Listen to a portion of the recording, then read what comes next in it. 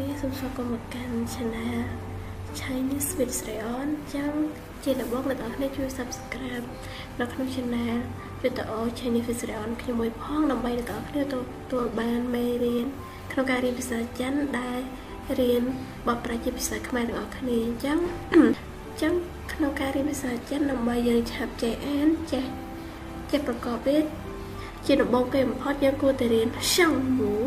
ចុចដំបូងមានន័យថាជាពាក្យប្រកបជាមួយស្រៈទៅឲ្យយើងថាជាពាក្យបានអញ្ចឹងប៊ីបភីផអំម៉អេហ្វឌីត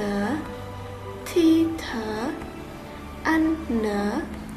អាឡាជីកាខេខអេហាចៃជីខ្ជូឈីអេកស៊ីសាត់អេកឈឺ